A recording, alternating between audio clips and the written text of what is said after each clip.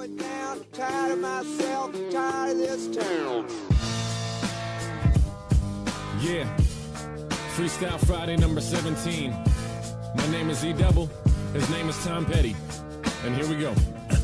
Small pond, big pond, the fish are the only difference. City out of harmony, lingering on the dissonance. Fishermen wrapping up citizens with their fishing nets. Sometimes chemical, some played old imprisonment. Dissidents laughing at themselves as if they had a voice, acting like technology really gives them a better choice. Protect the borders as we stack up our elitism. Defeatism is what we pretend that we keep believing in. I'm straddling both lines, the quietest revolt. Politicians fake like they caring that we vote. Legalese verbose, cause if it's plain English, then that's ADD riddle, and riddle children might get it. And if they do, then you're fucked. When they know what's up, you might start seeing public servants dressed as little punks. No tie, no suit. Good evening. A little fair warning. I've been drinking. I love Jesus, but I drinks a little bit. Just a little bit. And I'm in a particularly foul mood. And I don't know why. But this too shall pass like everything else in this world, right? Let's see here. Let's get this out of the way right off the bat. I like beer. I like beer. There we go. I like beer. Let's see who's receiving one. Oh, I like beer. Who received one? Liana Taylor. I Seth, like beer. Kevin Z, Drew Zoo. I like beer. Trippy Savage. Badwick. I like beer. Vicky. I like Midna. beer. Who else? Reese. I like beer. J-Boy. Ranch I Stream. like beer. You know what? Fuck you, Peepaw! Fuck you! Exactly. Fuck you, people. Fuck you. Most horrible. It's just harness that inner coronet. You know, anything is possible. I don't know. Anything is absolutely positively possible tonight. Like I said, I have been drinking just a little bit. So my mic's low.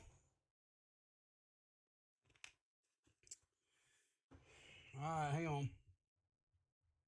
There, is that better? Hopefully that's better. Hopefully you can hear me. Hopefully you can hear me. Dirty South. Yeah. Get your going and talk about prison cooking. I ain't talking about that shit. Now you say the N-word. What? Nincompoop? Neanderthal? Numbskull? There's a lot of them I can come up with there, JFA, and I think they all apply to you. How about that, buddy? Ninny? Right? You're welcome, Trippy Savage. Enjoy it. Use it in good health.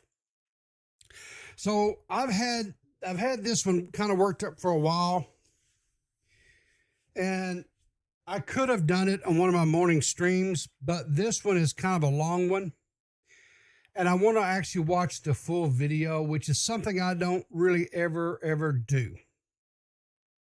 You guys know this. When I try to highlight a story or bring something, to you guys' attention, the news, whatever, usually I just kind of introduce you to the video, and then I say, hey, go watch this on your own. We're not doing that this time. This one is something that is very important to me. It's something that when I watch this, it just caused, I was beyond enraged.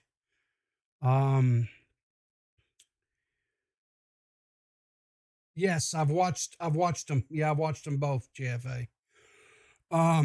And not only have I watched that, not only did I watch both streams from the Unsubscribed podcast, I've watched subsequent videos and stuff, news broadcasts from news channels up there. I've read articles. What I'm talking about here, guys, is there is a YouTuber by the name of Angry Cop. He is a part of the law enforcement there in Buffalo, New York. He is on the SVU team, which stands for Special Victims Unit. And not only is he a police officer, but he's also a drill instructor, I believe, with the Army National Guard. I believe. I may be mistaken on the branch of service that or military he's in, but I know he is a drill instructor. So he's military as well.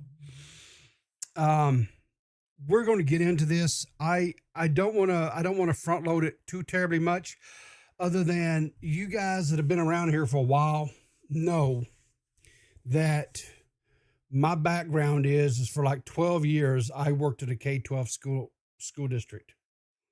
And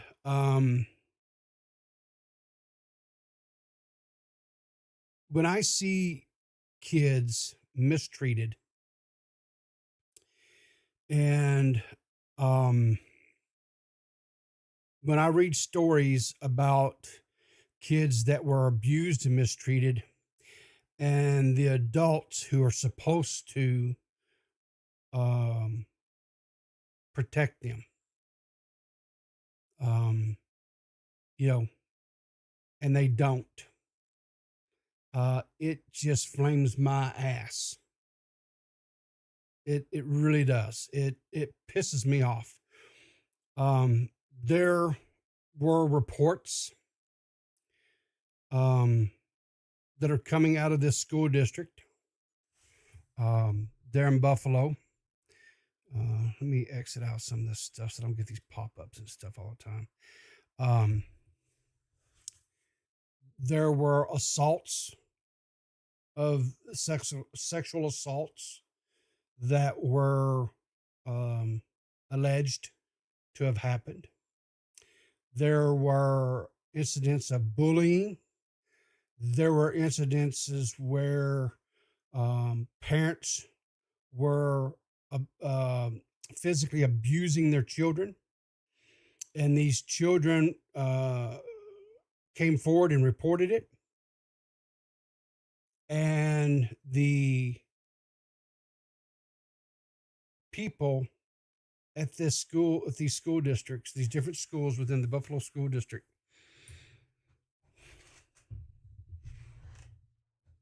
did not, I repeat, they did not do what the law says that they're supposed to do. Period. And the thing of it is this, guys. When we get through this story, you're going to hear these things. You're going to say, this is horrible. How's the Buffalo School District even going to be allowed to continue to operate? How are these people who were in charge at this school district, how are they even allowed to still have a seat at the table? I'll tell you this. This, unfortunately, is not something that is exclusive. This is not something that is just exclusive to the Buffalo School District. This happens at school districts across the United States every day. Every day.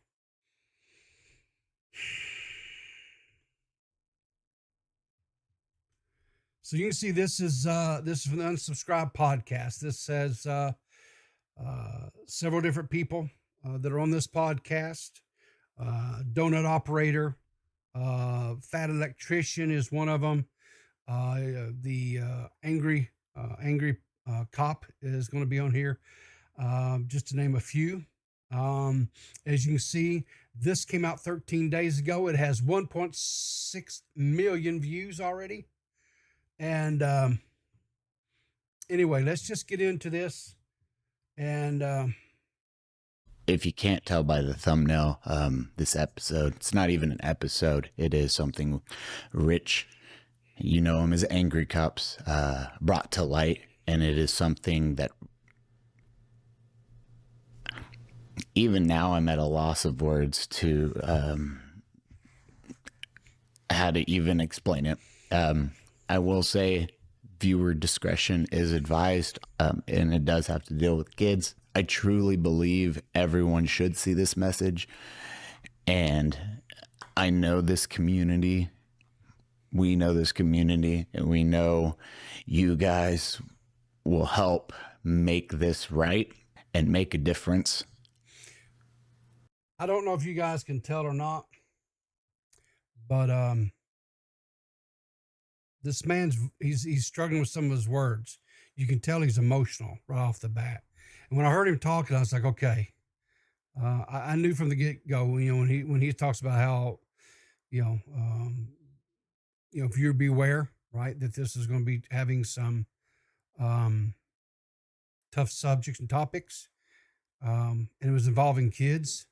I knew that that this was going to get me. And really quick, so much love for Rich and what he is doing and the purpose of this. All the AdSense and money that this video generates is going to be donated to the Buffalo, New York Family Justice Center. And the other reason it is running is because in order to reach as many people as possible, this is how you have to do it. Otherwise, it gets restricted. And we didn't want that for this message. Angry Cops, Rich, we will support you till the end of times with this. And I know all of you will do the same. We here, you all, we defend those who might need a little help or who don't have a voice. So again, viewer discretion is advised. Hi, everyone. Welcome to the Unsubscribed Podcast. Rich has something important to say, and we would like for you all to hear it. You ready to get sued? Yeah. No? Let's go. All right. So this is this is real, and this can affect my life, but it's at the moment where it's one of those things where you got to do the right thing or not. And I didn't want to ruin the actual podcast with it. I wanted to wait till later on just in case. So here's the deal. I've been in SVU in the Buffalo Police Department for 2 years, and there was a space in between where I left SVU, the Special Victims Unit, and I went to two other.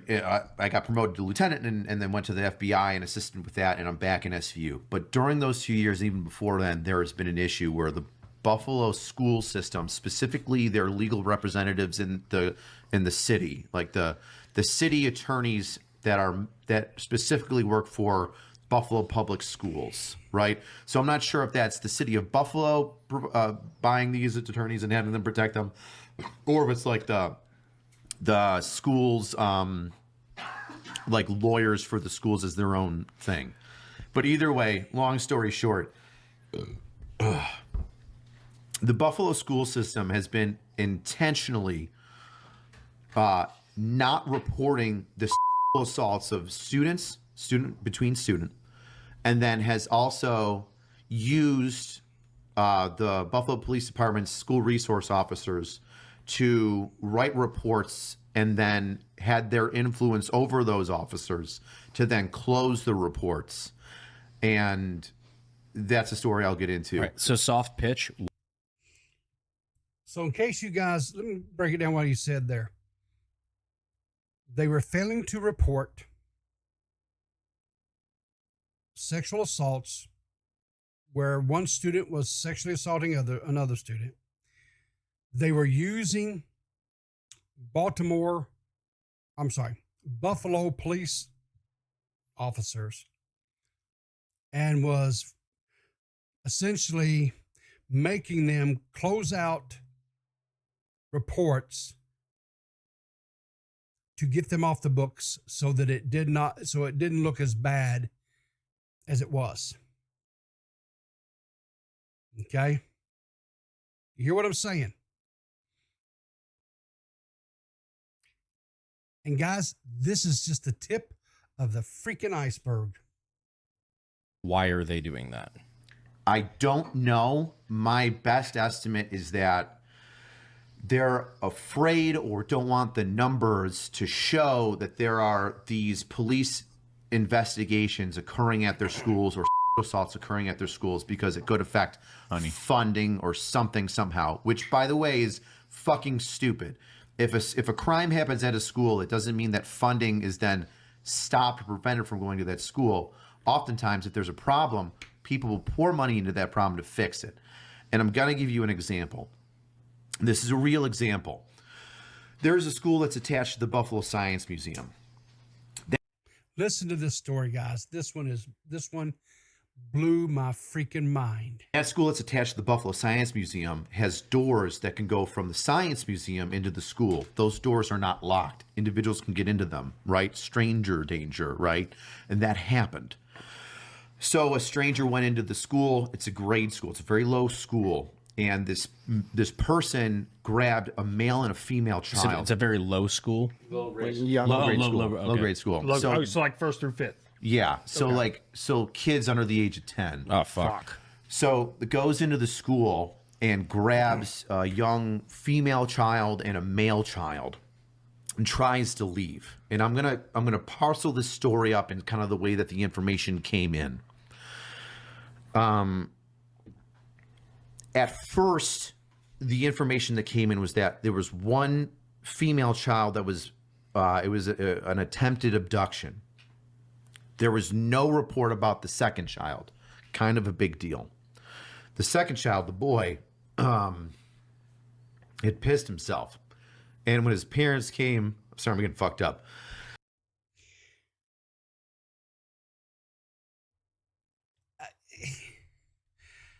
Fuck you, Peepaw! Fuck you!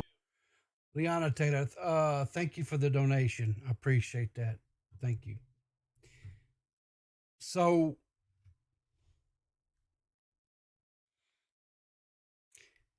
some stranger off the street, because the school district was a magnet school district that was directly attached to this museum. Stranger comes off the street, goes through the museum, and why the doors would, I don't know, but came in through the doors that was attached to the museum, grabs up two young children. We're talking about elementary age kids here. As he said, they were like 10 years and younger that were in this school district. Grabs two of the kids up, but the school district, only reported that one child was snatched.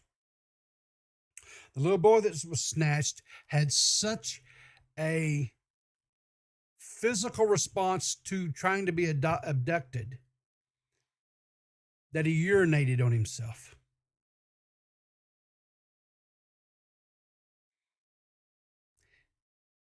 Can you even fathom how scared those kids were?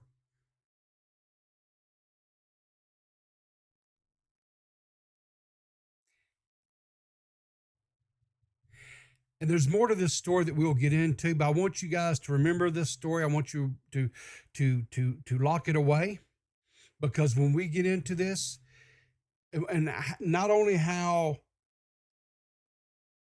the school board and the school district has come at this man, but also how the old school media, the mainstream media for the town of Buffalo, how they have treated this man. I'm going to tell you something. I think it's going to make your blood boil almost as bad as mine. When his parents came pick him up. Take your time, brother. Yeah, sorry.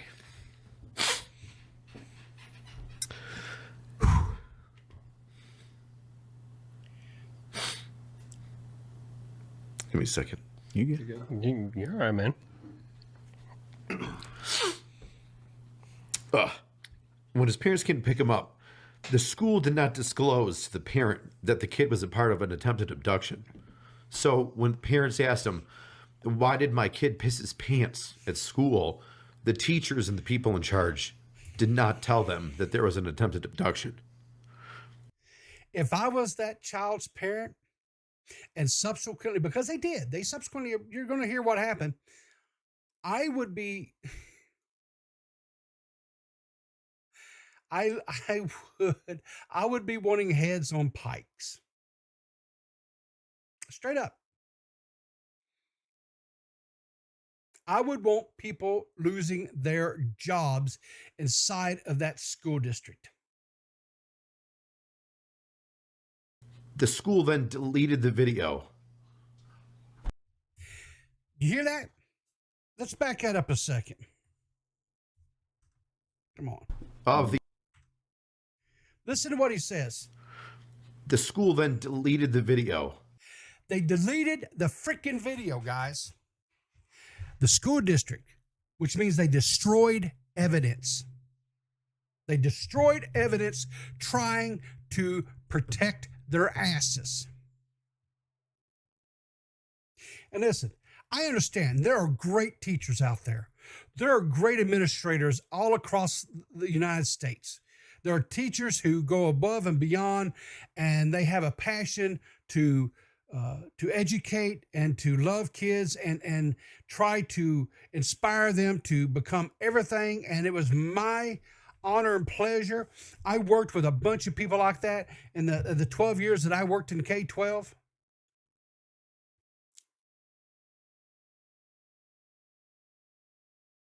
But then there's some real shitty ones too. And I worked with some of them too.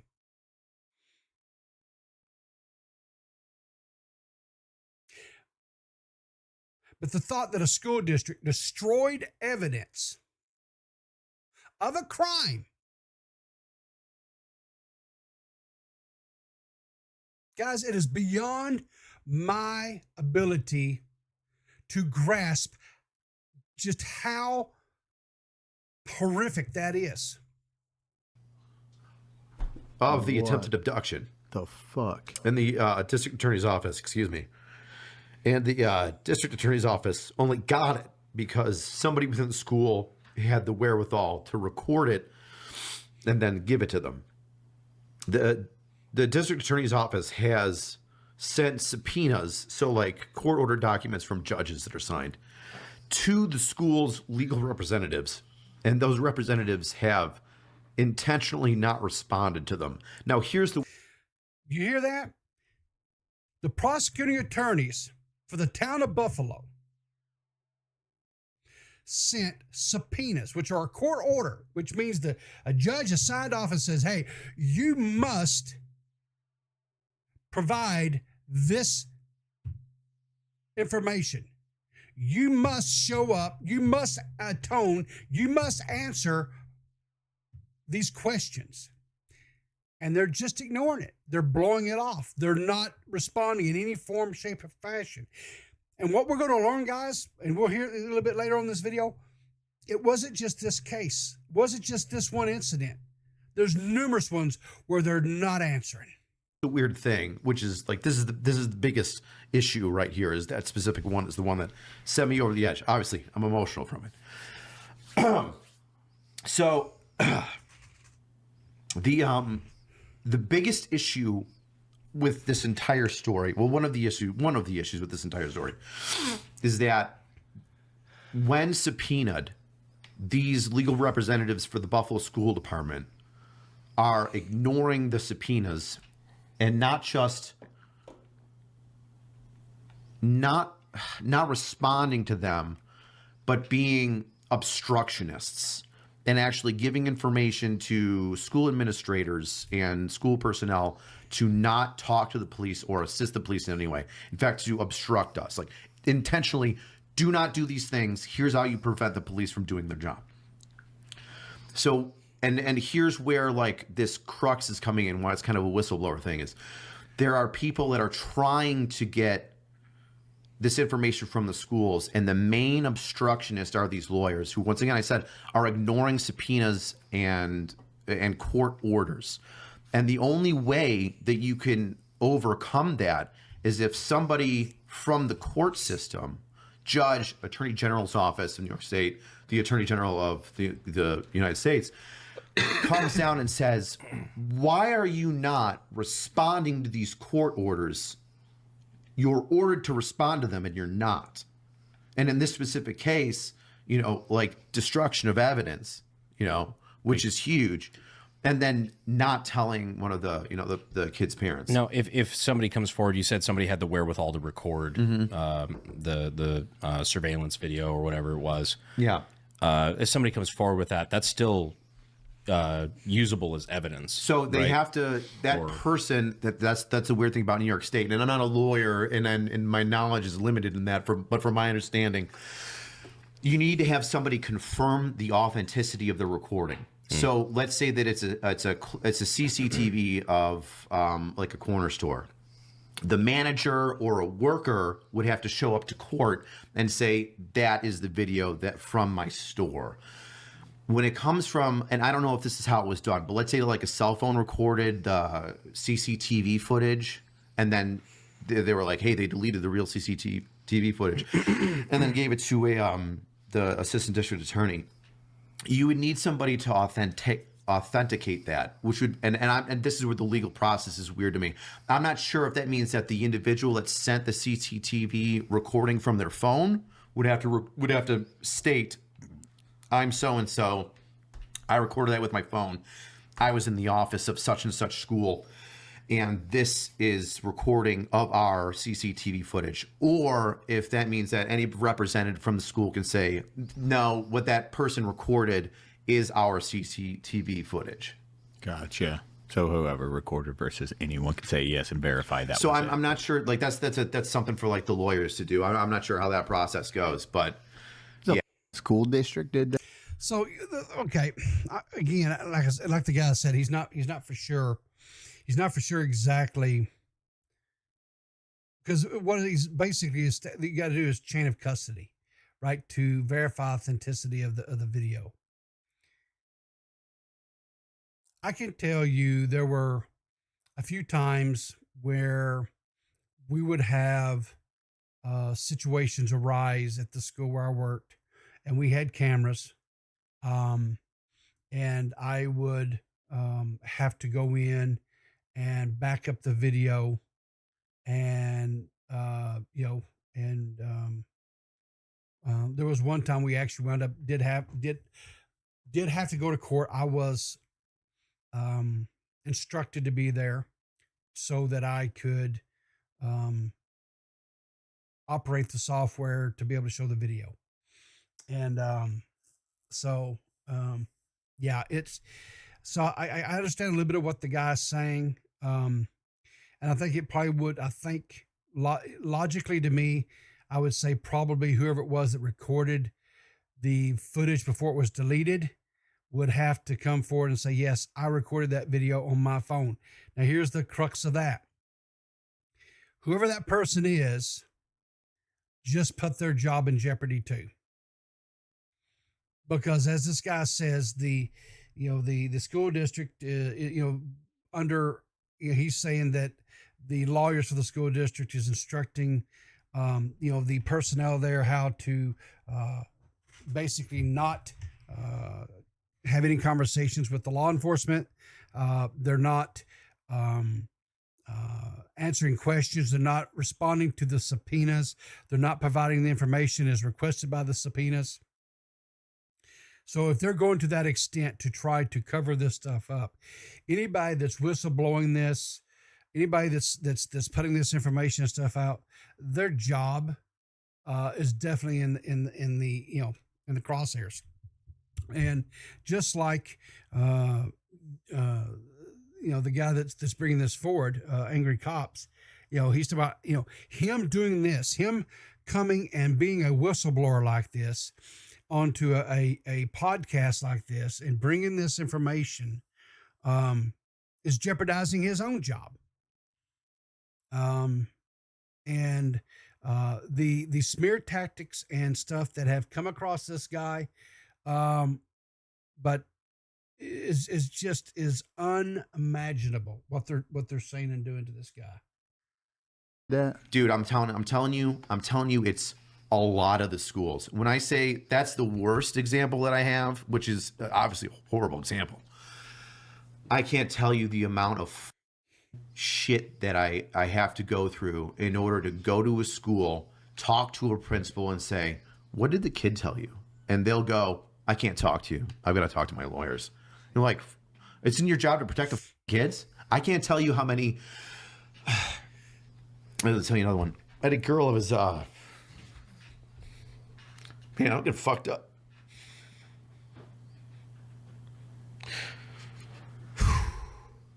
That's fucking wild. Like, especially if your own kiddo and then you don't even know, they come home, they're scared, they're confused, they have no idea what just happened, and then no one's telling them. If you were a parent, the loyalty to the money above the kids. Yeah. Yeah, that's. I think it's a mix of fear. I think it's the fear of there's a lot of shit there. I don't think it's like dirty money. I think it's a fear of losing your job. It's a fear of the people that are above you that are going to come back and get you. I think it's the fear of stepping out of line and then getting, reprimanded. Bystander. But like one of the cases that I had is a girl went to a she got. Oh yeah, listen to this. This one here. This one was unbelievable too. One of the cases that I had is a girl went to a she got beat by her dad, who's a blood. He's a piece of shit. She got beat by her dad, and she went to a school counselor and said, my dad beats me. And the school counselor didn't report it. School counselor's like notes were like, this kid's a liar. She lies a lot about like how cool she was at another school. And you're like, oh, that's normal. Okay, but see, here's the problem. Okay, here's the problem with that, right? If the girl lies, whatever. If a child comes to you and says, whoever, mom, dad, uncle, stepmom, stepdad, it doesn't matter. If they come to him and say, listen, such and such is beating me, is abusing me, you as a school employee are required. You don't have a choice. There is no, well, I think, no, your thoughts, your opinions have zero. I don't care if you're a counselor. I don't care. You are federally, this is not a state's thing. This is a federal law. You are a mandated reporter, and you have to report that to the authorities. And you let the authorities investigate it and let them decide whether or not what this student is saying is factual or not. It is not up to you as the school employee, as a counselor or whatever, to determine whether or not if the child is being truthful or not. And the fact that this was a counselor, a high school counselor, or a not high school, but school counselor that should know about mandated reporting, and they did nothing. Wait till you hear the rest of this story. Kid lying shit. What do I give a about that? So she didn't report it. And then the next incident happened where this girl had a video recording of, I forget if it was either her dad post beating her, or if it was during the beating, or if it was of her injuries. I think it was of her dad punching her. And she walks into the counselor's office while she's with another girl, plays the video, and the woman's like, is that you? And she's like, yeah, that's me. And then the girl walks out of the office. And then later on in the day, the counselor goes up to her and is like, hey, listen, what's going on with that video? Like, is that you? Like, what's going on? She's like, yeah, that's me. My dad beats me all the time. And then the kid walked away. Not reported. Not reported CPS, not reported to the police. The third time is when my case comes in. The kid comes into school beaten and bruised and swollen. And then they remove the kid from the parent's custody, right? And then that's when I get the investigation of child abuse. But it took 3 fucking times to It took 3 times. The first... I can't, I'm serious, guys. I know that I cannot wrap my brain around the fact that this student, 3 separate occasions, one with video evidence of it, and this counselor, no, I'm not reporting it. That person. First I'll time, just keep my it's mouth easy. shut. Hey, CPS. This girl says that she got beat. I don't really know what's going on. Here you go. And then CPS begins an investigation. And then the law enforcement exactly referral right. from CPS comes to me. And then if CPS brings her in, does an interview, and it's valid, I go talk to dad and arrest him. That didn't happen the first time. The second time, there's video fucking proof that she's got a video on her phone and shows you. And then you do nothing. And yeah. And so like that, those are the two. That's one that I'm directly involved in. That's one that I happen to know about that I'm not investigating. And I can tell you that myself and the people in my unit are concerned, but we've made complaints, and people in my chain of command above me have made complaints, and we've had to go back to be like, let's look at this address of the school. What's that? What's the outcome you want on this? Like what I don't. I want the one school counselor that I investigated arrested for for failing to report. You're not a school counselor if you don't know how to tell people that a child's being abused. She needs to be arrested, or at least charged. If you want to put her on probation, fucking fine. I think she could. Again, I'm not a lawyer. I don't know the laws. Every state's laws are different. But I would think at minimum, she should be, that school counselor, male, female, I don't know what, anyway, should face child endangerment. Right? Child endangerment. Because they allowed a child to stay in an abusive home where they were getting beat and they did nothing about it. But something needs to happen. And I'm not saying it needs to happen as like there's no legal system. I'm saying that there has to be a repercussion, so then people who see if you don't report because you didn't report, that there's repercussions. So like the people aren't reporting because they're worried the system will fuck them, but if you don't report, the system will fuck you too. So like you need to do your job. It's like this dual concern, right? You don't have to talk to the police. Like everybody has their own individual rights for self-preservation. You know, your Fourth Amendment rights. You don't have to, Miranda rights. You don't have to talk to me. But it's different when you're a mandated reporter. Exactly. And it's different when parents aren't being told why their kid. If you've got a kid, you've got a kid. You don't have a kid yet. Not you either. If you picked up your fucking toddler from school and they pissed themselves and they're crying, and you're like, oh my God, what's Jimmy? What's going on with you? The first thing you would do is go up to the teacher and be like, hey, what happened? And you would expect a real answer. Somebody tried to steal Jimmy. What you wouldn't expect is for that school to delete video footage.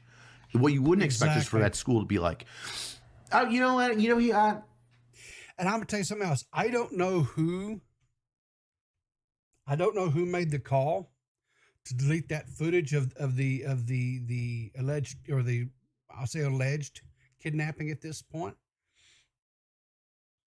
But whoever made the decision to delete it, and the person who deleted it, if they're two separate people, they need to face criminal charges, because that's destruction of evidence. And that's against the law. I'm not sure. Something happened. You know, you'll have to talk to an administrator about it. I'm not sure. You know, about it. It's people that are afraid of doing the right thing. Like these school teachers and principals are afraid to do the right thing. And like I said, we can guess why. I've got my own hypothesis. This is why.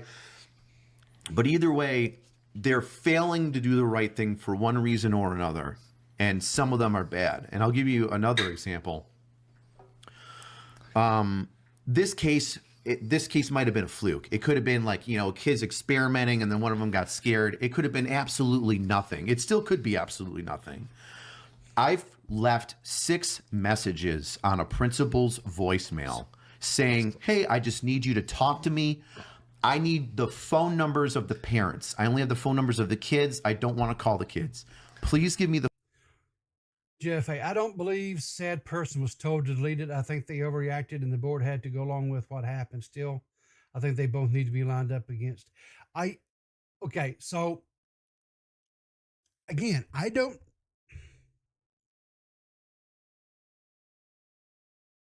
as a person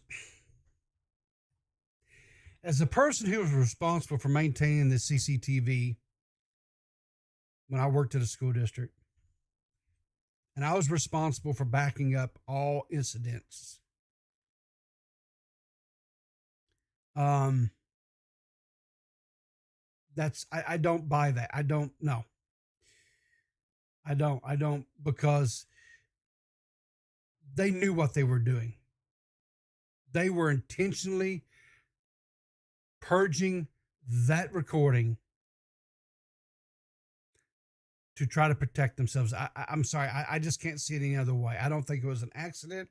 I don't think anything of the sort. I just disagree with you on that one, JFA. I just disagree with you on that one, bud. Sorry. The phone numbers of the parents, of the adults of these kids, of the police report that you called 911 for, to have police already show up. I just don't have the phone numbers for the parents, and I can't get a return phone call. How many times do I got to call a school principal to be like, hey, there's a potential sexual assault. I just need to talk to the parents. And I can't get a return phone call? It's fucking wild. And like they're and for some reason they're protected. And my opinion from all of this and everything else is that it is the legal representatives of the Buffalo City schools that are advising, educating, scaring, whatever you want to say it is, to these administrators, teachers, counselors. Don't talk to police. Don't make a police report. Have the police report, instead of say sexual assault, make it information only. Well, you want to bury a sexual assault with a kid? Have a fucking cop show up and then have them write down everybody's name and say information only, and then don't forward it to special victims unit. Yeah. 5 kids, 7 kids are by one other kid in the school, right? They're 14, he's 16.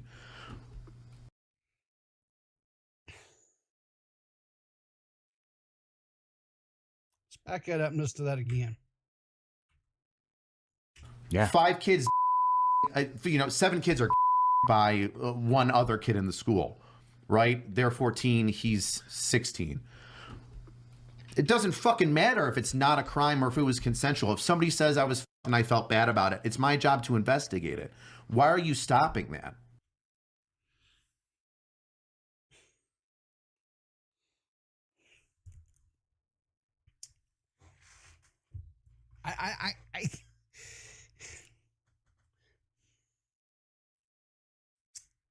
I don't know, man. So many White Claws, yeah. I wonder if White Claw is like a sponsor of their podcast. And so, yeah, I was going to do it on the main podcast. If you want to throw it at the end, that's cool. But I might be asking for financial assistance after this goes live. But I'm okay with it because you're doing the right thing. It's fucking me up. It's fucking me up. I can't deal with it no more. You know, something that I've learned from our little podcast is ever since we've opened it up to like first responders, I've read a lot of those stories in there. And first responders deal like PTSD. I think it's like for the active duty military, when you go to war, it's like it's highs and lows. Like you just get a shit show or nothing. Like it's all over the place. But first responders, it's just a constant thing. And like you being in the smack dab middle of both, bro, I don't know how you do it. Like people in general, like cops in general who deal with like sex crimes or child sex crimes, I couldn't do it. I'd be going to prison. Because it's the idea of like the, at least. So they go on for a little bit more there. I'm not going to, we're not really going to, I'm not really going to go, but I want to go into some more of the other stuff that actually, so this here, this is coming from,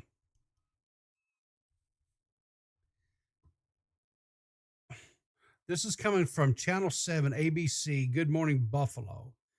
And this is the guy's name, the anchor here, or the host, whatever his name is, Ed Duranch. And this came out prior or right after the videos, whatever we just watched. Okay. Where,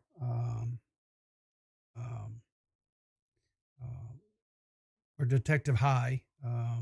That's the guy's name that was telling the story. Told a story and told what they were facing, told what they were having to deal with. Anyway, this reporter had this to say.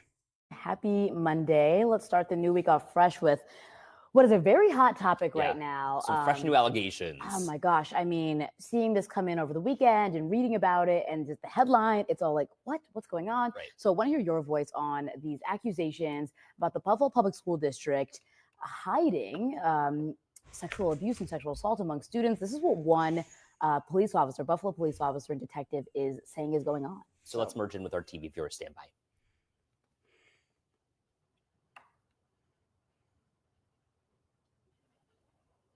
Good morning. Thanks for joining in on the larger conversation here. This is the part where we get to share your voice and really dive into today's topics. And today's topic is one that a lot of people are weighing in on Facebook, reading on the WKBW page right now on our website. So good morning to you. Want to know what you think about this frankly bizarre situation that's happening. So a Buffalo police detective from the Special Victims Unit has come forward to expose allegations of sexual abuse among students in schools and then a deliberate cover-up among administrators and lawyers for the Buffalo Public School District.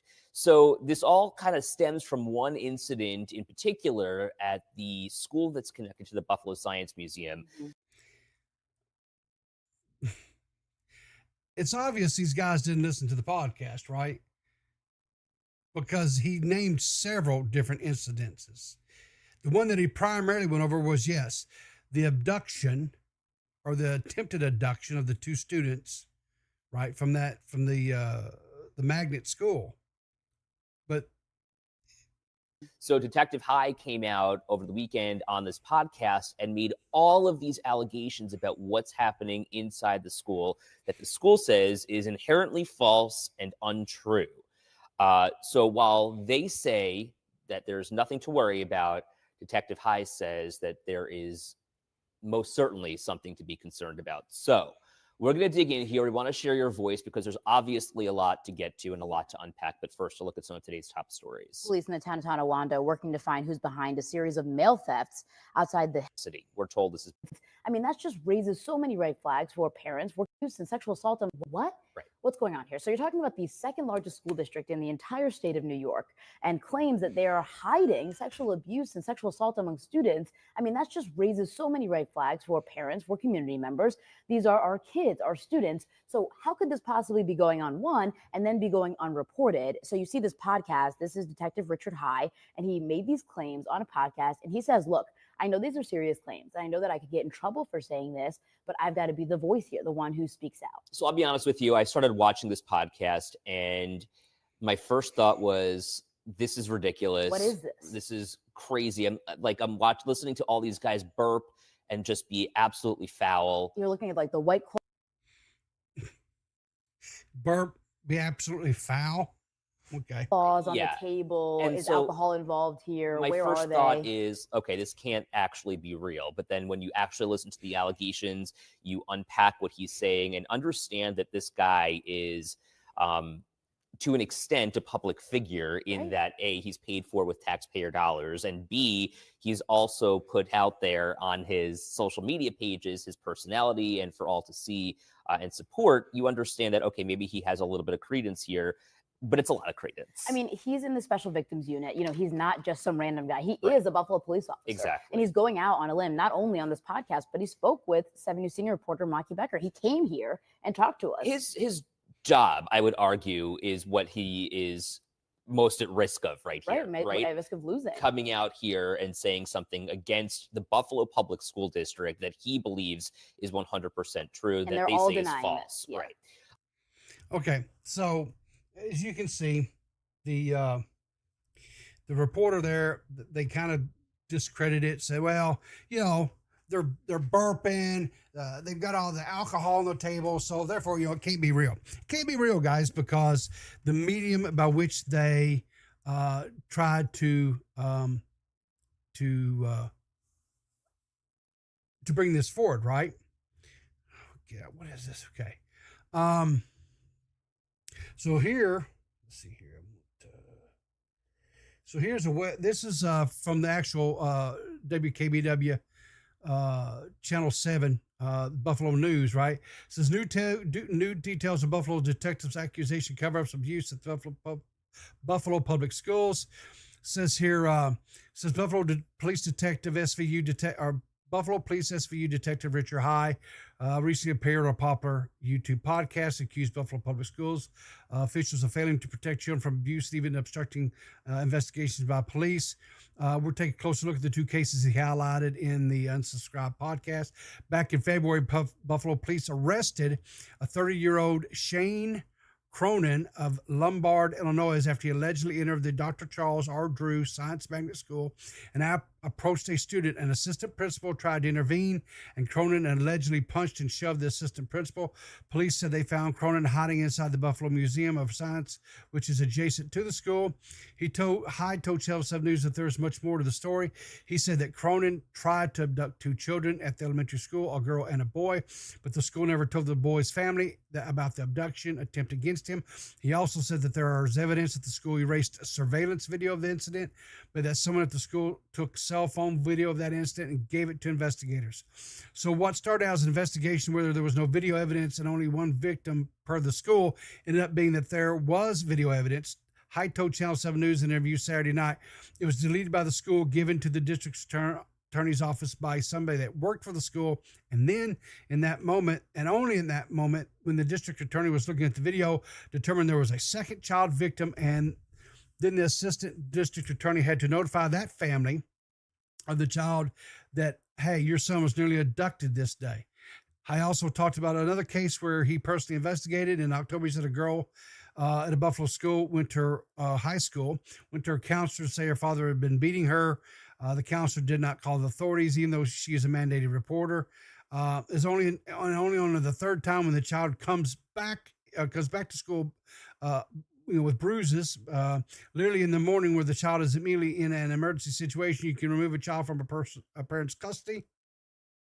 And that's what had to be done. The father was arrested and charged with third-degree assault and endangering the welfare of a child. The girl was taken to a shelter for safety. The spokesman from the Buffalo Public School issued the following statement over the weekend in response to High's allegations. The Buffalo Public School District is aware of unfortunate and untrue recent allegations circulating on online video. The district is prepared to vigorously address these untruths. The district has prioritized the safety and security of its students and staff every day. BPS is the second largest district in New York State, with some 60 schools, 30,000 students, and 7,000 staff. And any transgressions that may happen are handled swiftly and with seriousness, integrity, fairness, and empathy. The Buffalo Public School maintains a close and professional relationship with Buffalo Police, the department, as a means to ensure that safety is a priority. The Buffalo Board of Education held a special meeting on Monday and responded to the allegations, saying it will conduct an independent external investigation. The Board of Education takes allegations about the well-being of our students seriously, said Board President Dr. Kathy Evans Brown. The BOE is initiating an independent external investigation, and the results will be shared publicly. You can watch a report here.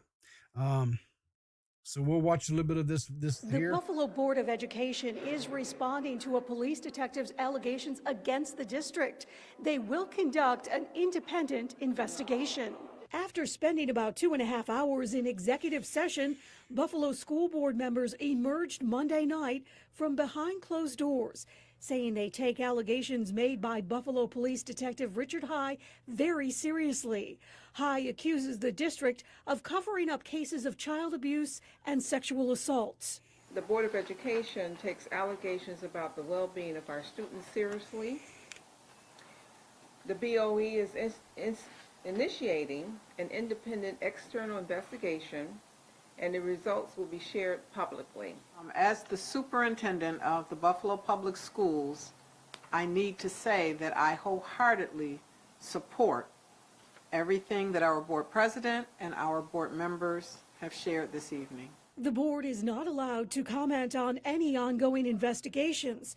However, 3 school board members and Superintendent Dr. Tanja Williams-Knight did say they do not know Detective High and were shocked by what was said on the podcast. The superintendent also defended the district's response to any alleged case of abuse. There is not a single parent concern that has come to my attention during my tenure in this position that has not been addressed, oftentimes by me personally.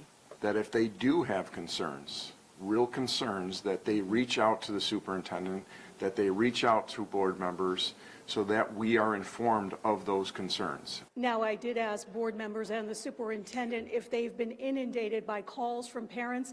I want to show you, I want to draw your guys' attention to something here.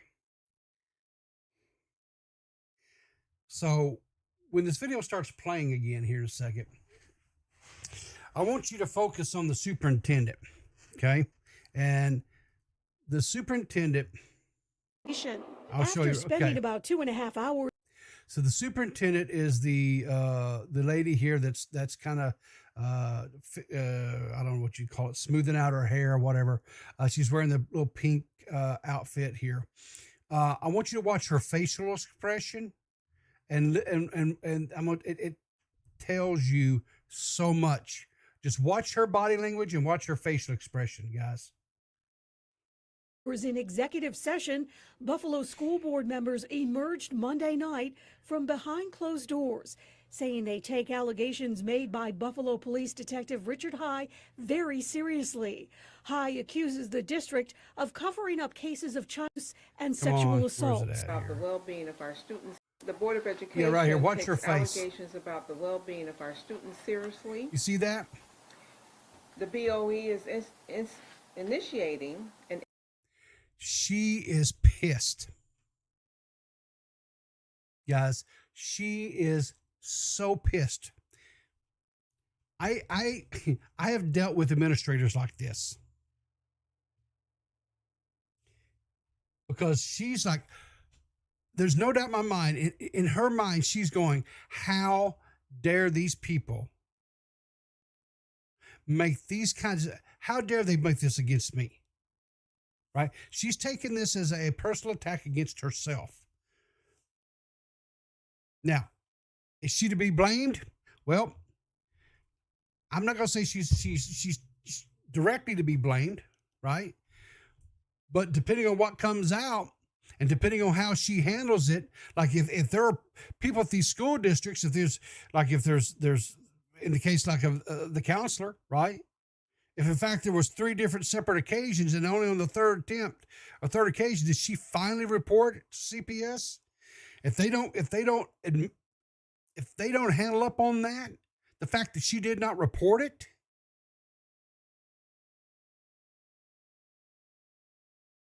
then yeah, it comes back on her. It comes back on the administration of that school district, the principals of that school district. 100%. And they need to find out why that video was deleted. They need to find out why the parents weren't notified. So, anyway. Reading continuing says the Erie County District Attorney's Office issued the following statement.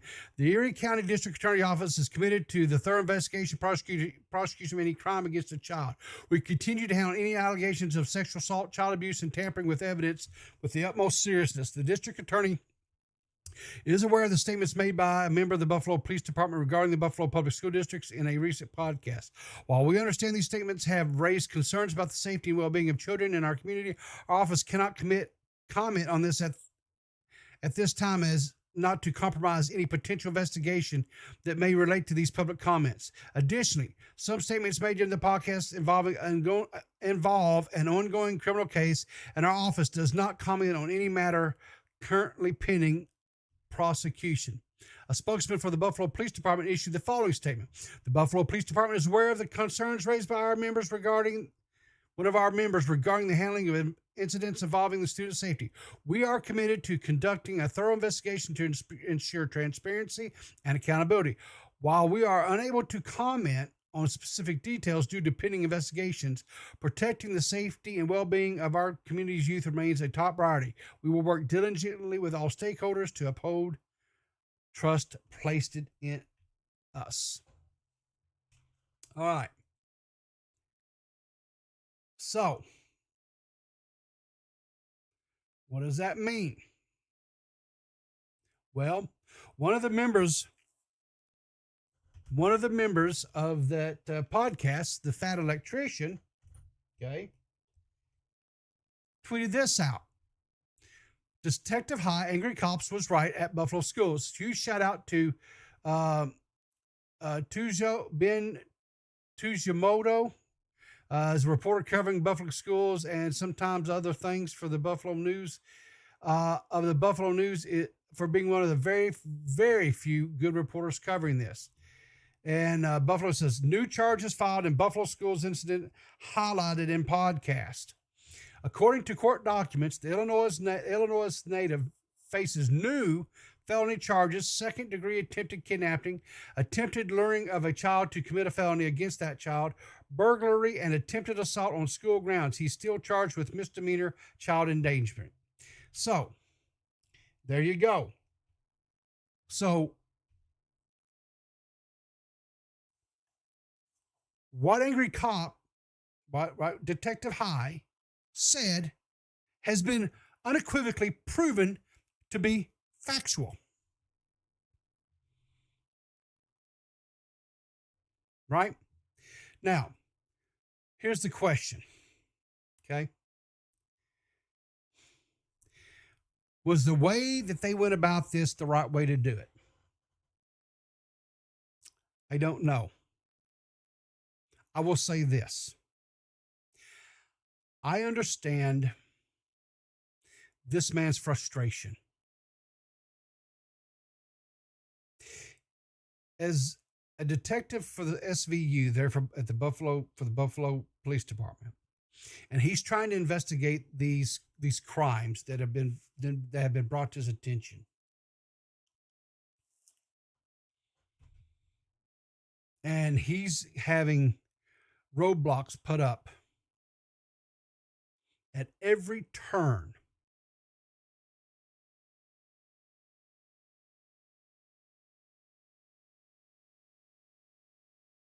He probably was at the end of his rope. It was obvious that when he's telling these stories, you could tell he is invested on a very emotional level. You could tell that he hurts for these kids.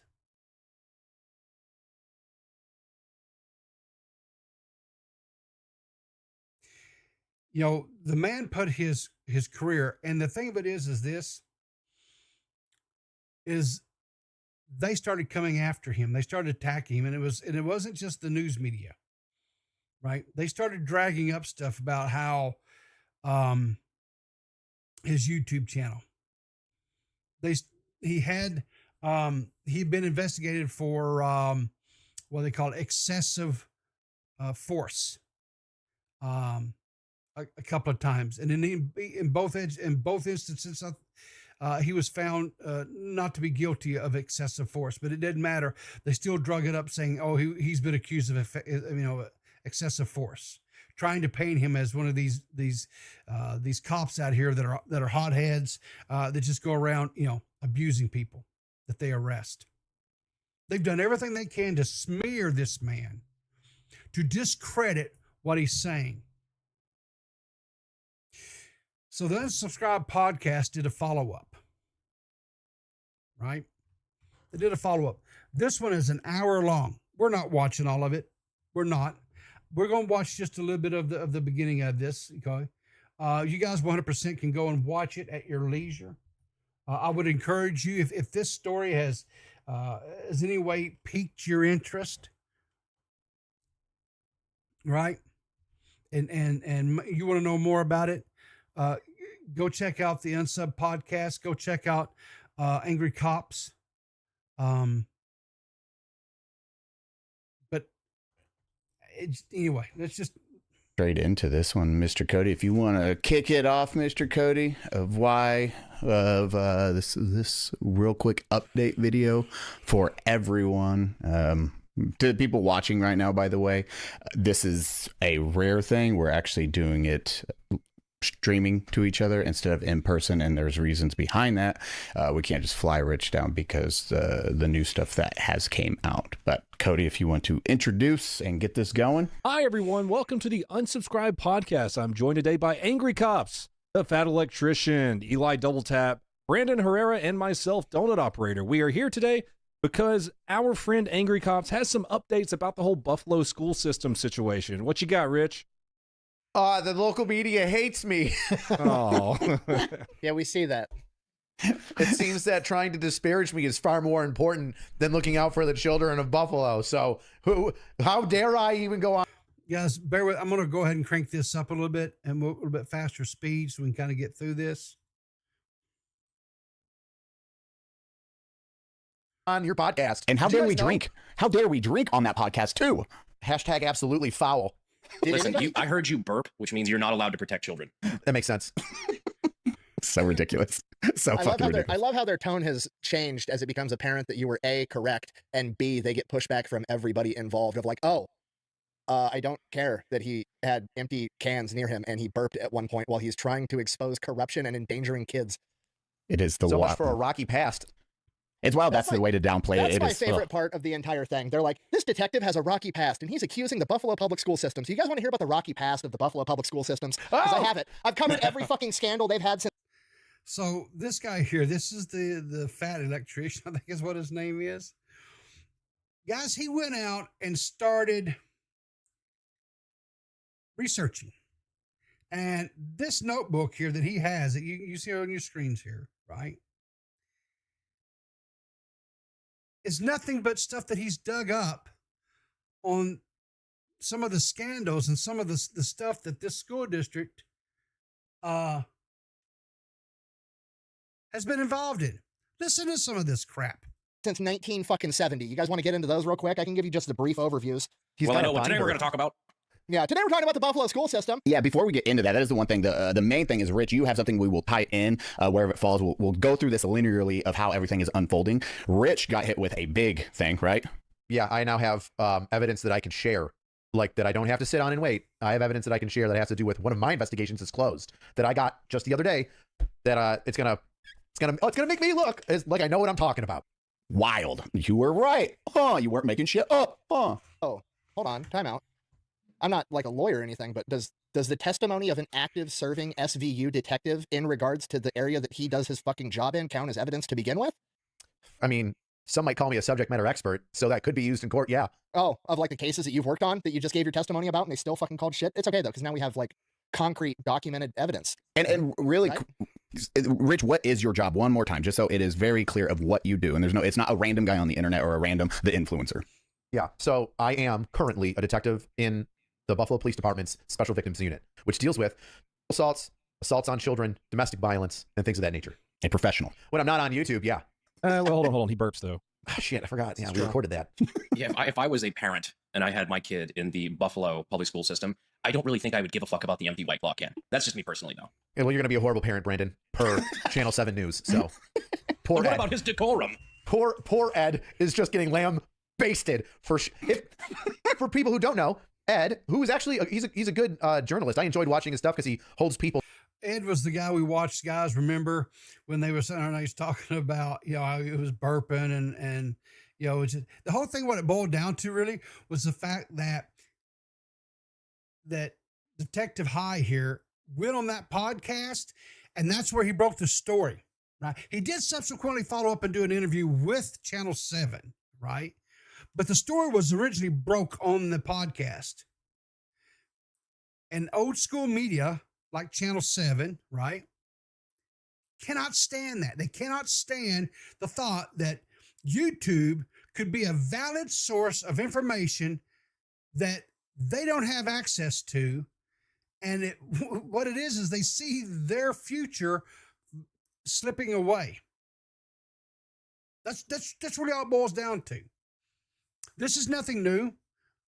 Old school media, right, has been after YouTube, fighting for advertising dollars and competing against YouTube for decades now.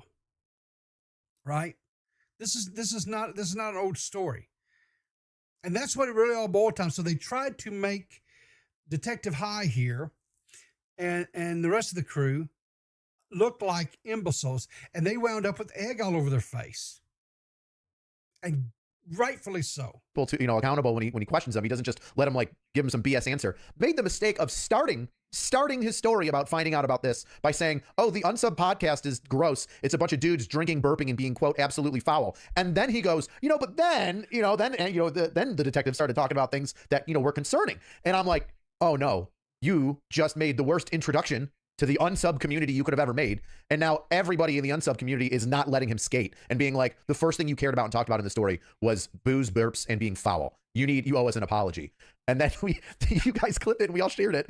And he's doubling down on it now, saying, no. I was talking about other stuff too. And Nick was brilliant. He goes, oh, isn't that crazy how we brought up a small portion of something that happened in your career and that's all we're focusing on? Seems kind of like the shit you do to Rich, doesn't it? It's like, oh, it was out of context. I'm like, no, I watched the clip. It's just what you fucking said to open it up. That's directly what you said. We played the untouched minute and a half of him talking. We didn't cut it out of anything. Yeah, we didn't edit it. It wasn't a little 5-second snippet. It was just his entire introduction to the segment was talking about how foul we are. Which is becoming a t-shirt. I talked to the guys at Bunker, and they're in the process of making an absolutely foul t-shirt. Rich, that is your deplorables.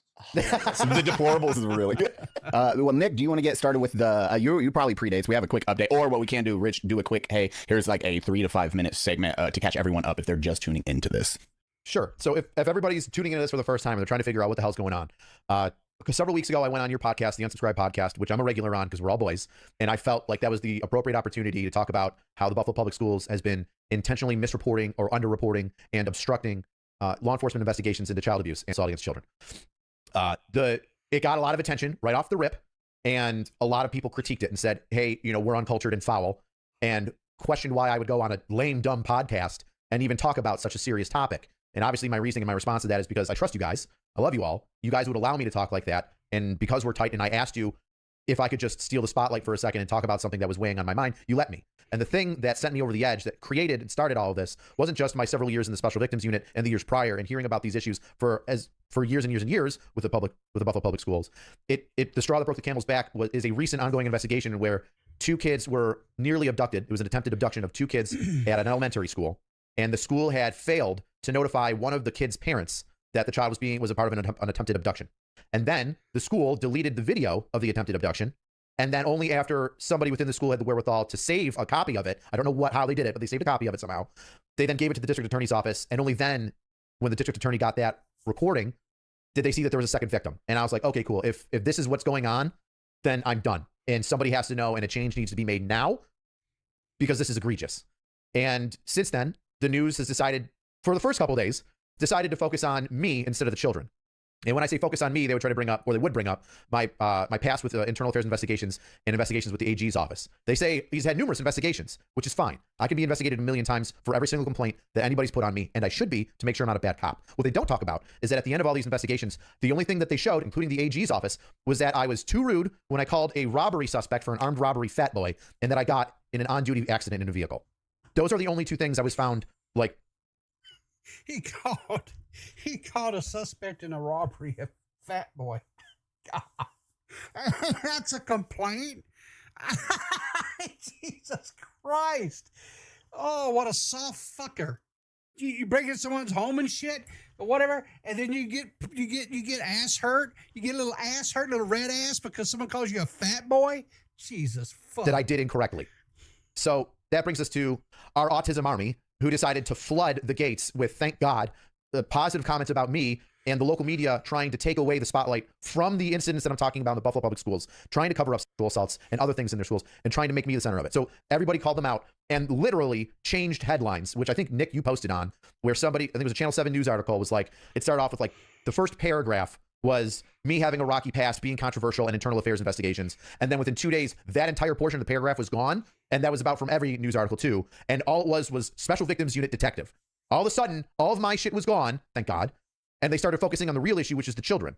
And that was because the community stepped up and held them accountable. Isn't that crazy how they question why on earth you would go to a podcast and not the news outlets, and then they immediately show you why you were justified in going on our podcast by berating you and focusing on you, and then you actually went in at their request and filmed a 20 to 30 minute interview, and then they only posted 7 minutes of it, whereas you get to come on here and talk for 37 minutes uninterrupted? the entire time and get the full fucking story out. That's crazy. I'm confused as why they didn't even put the 27 minutes that we recorded up on their YouTube channel. Like all of their. Yeah, that's another thing, right? He did do an interview, but they only aired like 7 minutes of it or whatever, and they only put like the 7 minutes of that portion, wherever that they edited down, on their YouTube channel. And it's like, why not put the full one? Why not put the full 30-minute or whatever it was interview? I'll tell you why. Because they were trying to malign this guy. They were trying to besmirch because they were pissed. They were pissed because he went to his buddies, right? That honestly probably has more fucking reach than they do. Let's just be honest about it. This podcast and these guys have, and not just this podcast, but then respectively their own channels and stuff have more reach than this news channel does up in Buffalo, New York. And so why not go to where it get? Because now it's outside of the Buffalo, New York area. This is known around the globe. Videos get like 800 views on YouTube. So who cares if you put up the entire unedited version on YouTube? You'll get more views. It's the line. Like one of the crazy things it is, Cody talks about, I mean, we've all talked about it, but it is not trusting legacy media, the news. And then you get to see how they discredited you with that. It's like, hey, let's focus on his quote unquote rocky past, but then just outright lie. The one that was wild is they said you headbutted a children in the face. And there was a 17-year-old that was like trying to pull somebody off a fucking police officer. No, that was different. That was an off-duty fight with drug dealers. Yeah, and they said children. Yeah, they tried to say children. That kid's been arrested, like, I say kid, he's younger than me, but he was 17. He was selling dope outside my friend's house in a different town.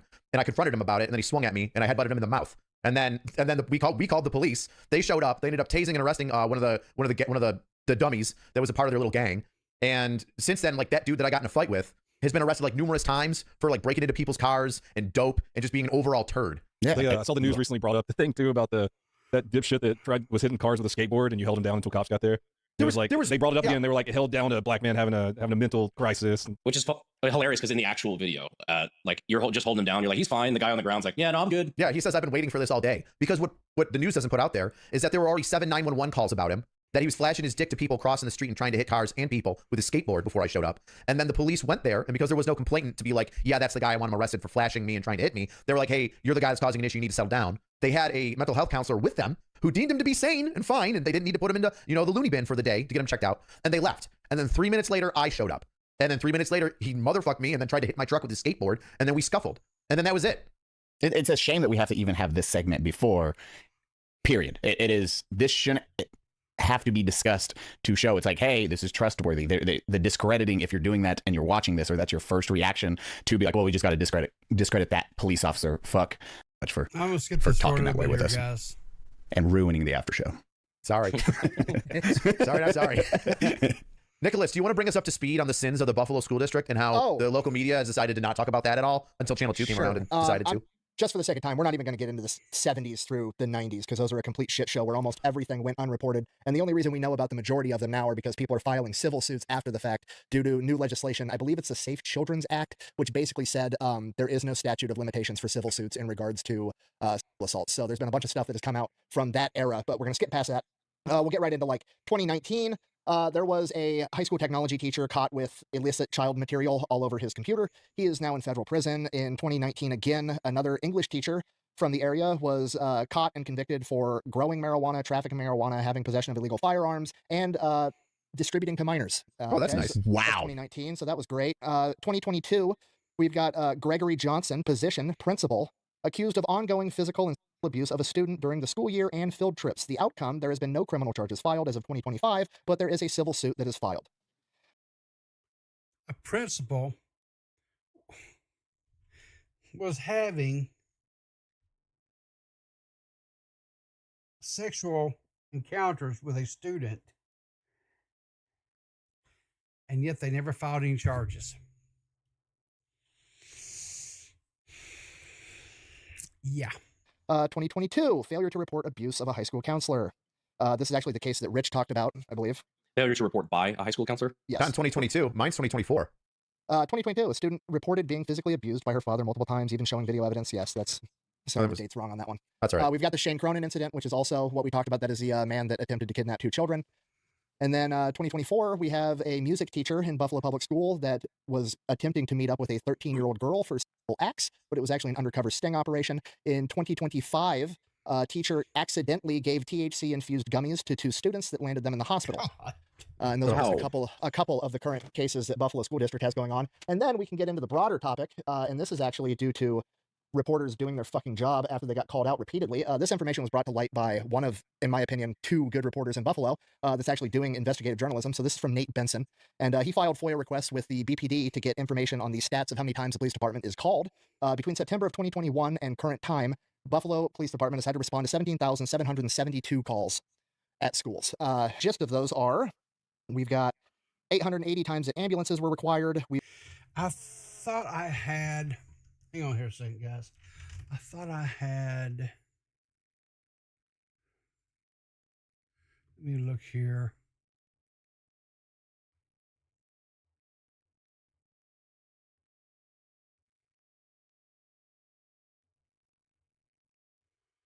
Let me look here.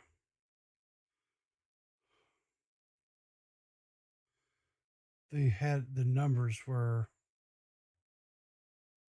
Here we go. Yeah, let me look at this. Look at this real quick, guys. So this is from the guy that's reading the stats and stuff out, the fat electrician. Okay, this is in September. 17,772 times police responded to a call. Okay, 880 times an ambulance was needed. 357 assaults. 203 missing persons under the age of 12, and 126 sexual assaults. Let that sink in.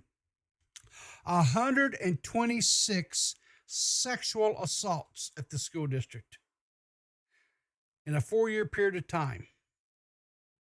In 4 years, they've had over almost 18,000 times that they've had to have police come in there.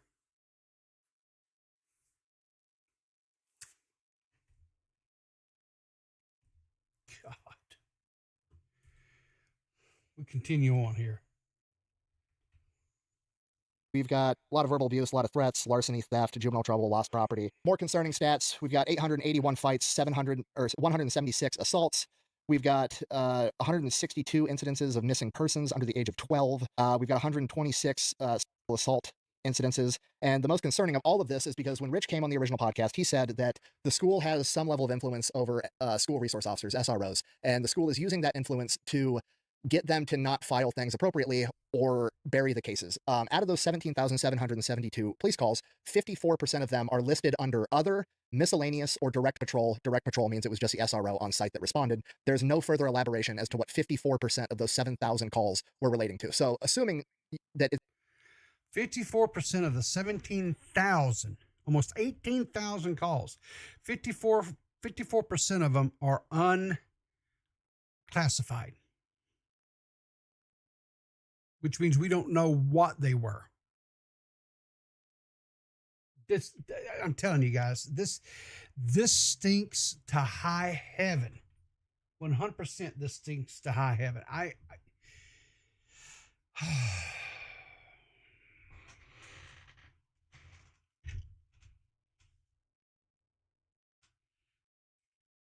I'm going to continue following this story as much as I possibly can. I encourage you guys to as well, to stay abreast of this. And listen,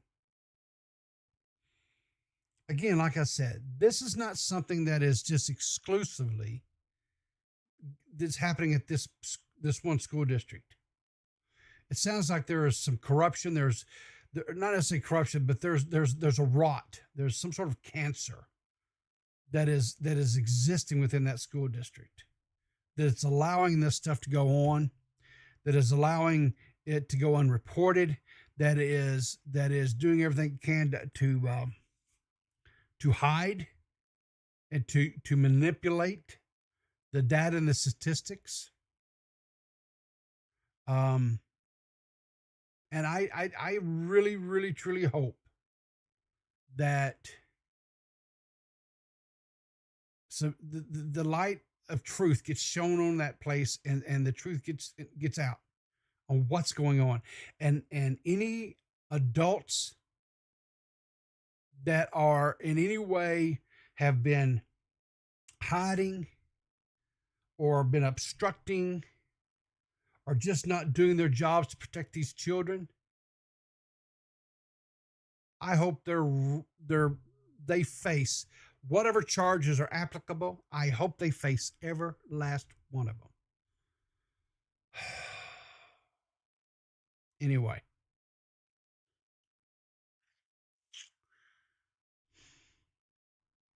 I'm just at a loss of words for this whole situation, guys. I really, truly am. But we do have some good news tonight, guys. I do have some updates on a story, and there's some good news. So it's not all just horrible crap, right?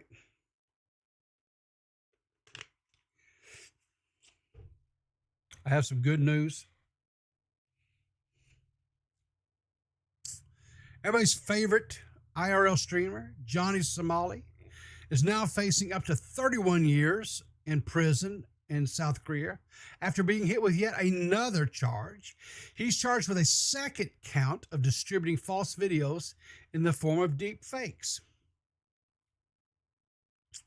So he's now facing additional charges. I personally hope that they lock him up and throw away the key, and they just keep him over there forever and ever and ever. Donut Operator, one of the members of the podcast we were just watching, if you guys were not aware, I've covered this in a previous stream. There was a former Korean Navy SEAL who is no longer in the military service over there in Korea. He's a streamer, a content creator now. I don't know if he has another job or not, but he does do he does do content, whatever. Ran into the dirtbag here and cleaned his clock. He was charged and fined $7,000 US dollar, as far as the equivalency of $7,000 in US currency. He started a GoFundMe to help pay the fine. He had raised $3,000, and Donut Operator said he would pay the full fine, but when he found that he had already raised $3,000, he turned around and just donated the remaining $4,000 that he needed to pay the man's fine. And so needless to say, I think we're in good company there, because Donut Operator doesn't care for Mr. Somali either. So anyway, good news. I hope they put him away for a good long time. Have any of you guys ever had maybe, I don't know, a wild whim and say, hey, I would really like to go swimming with sharks?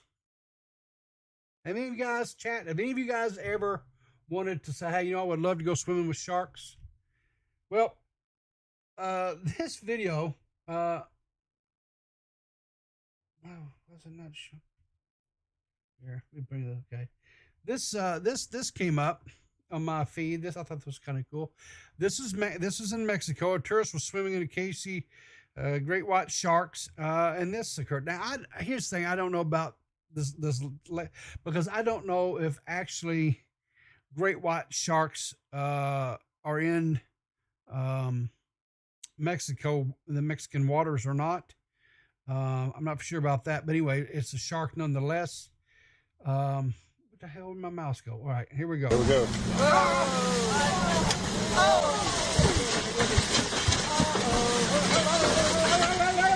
Oh my God. So in case you guys couldn't tell there, the shark got inside the cage with the tourist that was in there to swim with the sharks.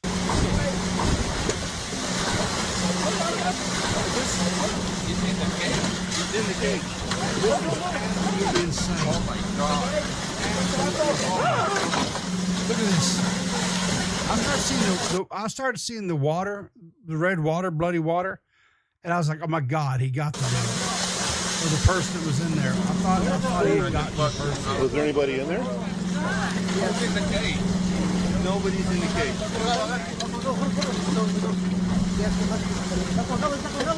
Somebody in the cage? Yes, somebody's in the cage. Somebody's in the cage. Oh my God. It has to be Ming. It's Ming. Look at that. Okay. Jeez. Look at that. I'm surprised there's not like a brown stain going after him. I absolutely 100% would have messed my drawer.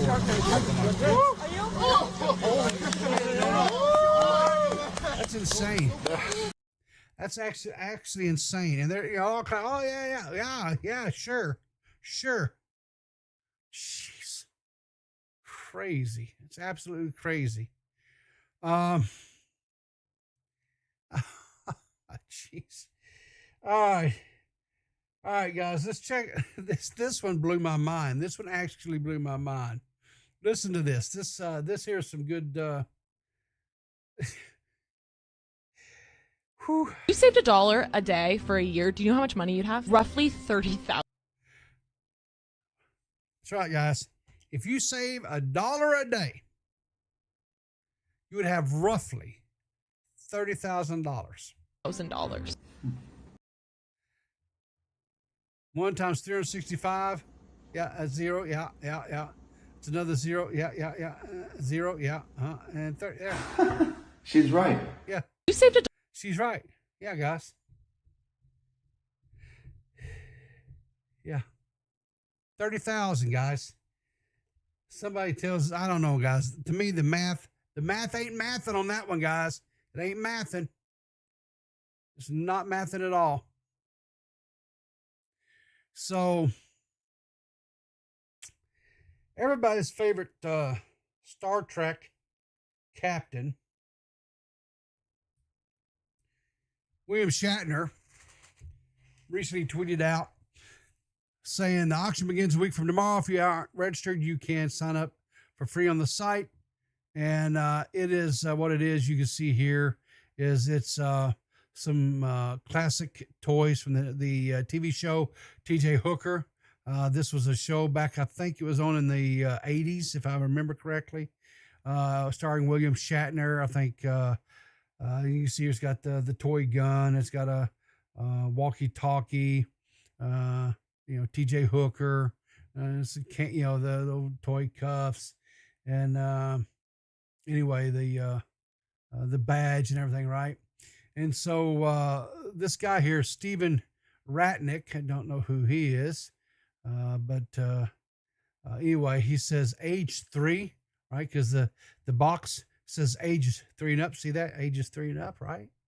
And so Mr. Shatner, quote, tweeted Mr. Ratnick here, says, yeah, the times are different. Children weren't stupid. And I just found that hilarious. I really did. I was like, oh God. Yeah. Children weren't stupid back then. Yeah. Anyway, I found it funny. Hey, get him, Bill. Get him. Oh, me. And I don't know if you guys have seen this.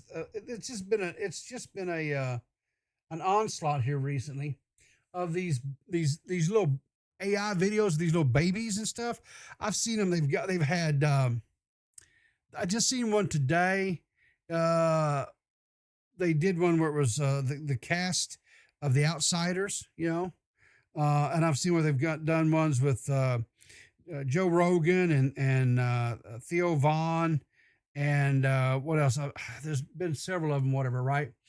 But this one here I thought was kind of Judge Judy. They've done a bunch of them with Judge Judy on cases and stuff.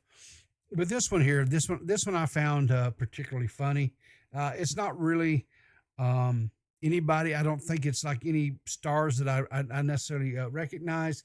It was just kind of it's like of a podcast, and I just found it funny. You ever trust someone and then they wipe your butt with a cold, wet napkin? Welcome back to Nappy Confessions. This is episode 2, the wet wipe incident. Today's topic, betrayal in its purest, coldest form, wet wipes. Joining me is the crumb-covered legend herself, Layla. Thanks for having me. I've just been scrubbed like a kitchen tile. Same, and they always act like it's gentle. Gentle? It's icy horror on a napkin. I flinch like it's a jump scare. 1 second I'm vibing, the next hold still, like I'm being arrested mid-poop. I've started fake crying during change. I've been arrested mid-poop. God, that kills me, man. It buys me like 4 seconds of mercy. Genius. I scream like I'm being exercised, gets me 2 extra snacks. Smart. Also, are you pooping right now? Oh yeah. It started around line 3. Respect. Anyway, that's all for today's trauma dump. Join us next time when we discuss why we throw food we actually like. You ever... Trauma dump. Oh, God, that's so funny. Oh, Lord. Anyway, yeah, trauma dump. There we go, folks. Trauma dump. All right. All right, that's all I got for you guys this evening. Now, if any of you guys would like to call in, I'm going to give you a few minutes here. Hop into the waiting for call. You can chat with the one and only Peepaw. Here's your chance. If you ever wanted to have a conversation with me, now's your opportunity to do so. Hop in there and we will do it. So, I think one over there. Nope. Okay. And there he is, Mr. One-Eyed Willie himself. How you doing, Toxic? I don't follow rules. I know you don't follow rules. That's fine. You're a little rule breaker. You've been helping us get caught. Listen, I had to miss part of your stream today because work kept interrupting me. I did notice you was lucky enough to get one of the stars of the LCU to call in today, and you had a nice little conversation with Ziley Gets Real. That was nice. That was I had a good little chat. Yeah. So And now you get to have a conversation with me, one of the stars of the world. Yeah. exactly, and I'm very thankful that you called in. Honestly, I am. So I've been talking now for about an hour and a half or whatever it is. So yeah. So Yeah, I saw you cackling about your little poop video there. that was funny. You can't tell me that shit wasn't funny, dude. Come on. It was something. What do you mean? You didn't find that funny? I like laughing at you laughing. That was the funny part. He get mid poop. He got a range mid poop. I don't know why those little videos like that crack me up. I guess I'm a simpleton. I don't know, but We all are in our own ways. Wookie in chat has a question for you. Toxic. What's up? Wookie wants to know: have you been unblocked by Keem yet? Nope. I have not. And that was actually a topic of conversation today that you had with Ziley. Yeah, she doesn't know either. I don't know why she would. I don't think, whatever. But my current running theory is probably whenever I was doing my little troll, whenever I was making my accounts like different people, like I did Boogie, I did other people. I know I did Drama Alert. Yeah. Maybe that's what did it. It's possible, but I think it's probably more in line when you probably spoke out in support of Connor. That's That could be it too. That's my guess. That could have been it, but I don't. That Because- just doesn't make sense. Yeah, it does, and I'm going to tell you why I think it makes sense. If I may expand here a little bit, when Keem fired Connor, he got a lot of blowback. Okay, a lot of blowback. Yeah, you know, but he then didn't- why did I get blocked and not everyone else who gave him shit for it? Probably And he because specifically points me out and says, "I know who you are." yeah, well, because he does know who you are, right? Because Nice. he's been on the Now Recording podcast a few times, right? Yeah. Yeah, so he He's knows who been you there. are. You've been there, and so I think and it's like Zadi said, he's hard headed and he's stubborn, and he has a long memory, Mm. and so I think yeah, he's petty. Yeah, exactly, he is petty. I think that's probably what it was, and I think it was because if you stop and we go back and we kind of dissect the history of the LCU, the other editors that they had, right, that were terminated, he got Mhm. really little to no pushback on any of them, except for Connor. And Connor, he got major pushback, right? Because after Connor, I don't think they continued recording after that, right? And then they basically go live, start doing live after Connor. I think they might have tried one or two more editors, but it just didn't work out. I don't know. Yeah, Because I remember, there don't. was like 6 or 7 that they tried to go through, and they all got fired. Yeah, I mean the one that he really tried to was the UFO thing. Well, that went. I don't even think he's doing the UFO thing anymore, right? I don't. No. Yeah, so that guy that he had doing that and everything, he tried to get him to, and he couldn't do it. He said it was just too much, and Yep. so I think it was because of the Connor. I could have been wrong. I could be wrong, but that's where my gut kind of lies. Is that I think it's because he got so much pushback on that, and he objectively thought everybody was wrong that was supporting Connor because they didn't see Oh, it from his point of view. So I'll win him back over one day. yeah, probably so, probably so. So anyway, um, so you tried the new Law Cow combo meal that I is did. out there, and you enjoyed the pink drink from It's very Starbucks tasty. Very tasty. and the classic roast beef. You said you even enjoyed Not that. very tasty. Well, it was the sandwich itself was tasty. It was just, rough times. The memory. It's a psychological No, thing, right? it's the way the universe works. It was the fact that as soon as I bit into the burger, there was a donation that started talking about meat flaps. Okay? Oh Lord. Yeah. Well. Anyway, so what is there anything that I didn't? Because like I said, I missed probably over half of your. I didn't get to hear any of your stuff on the rewind. So was anything on rewind of like major significance?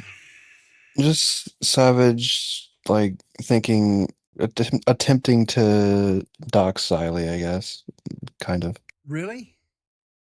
Yeah, it was just her being like, "Oh, her PO box is in this city, so she must live there." And so I was like, "Haha, no, bitch. Yeah. It's not where I live." See, I don't understand.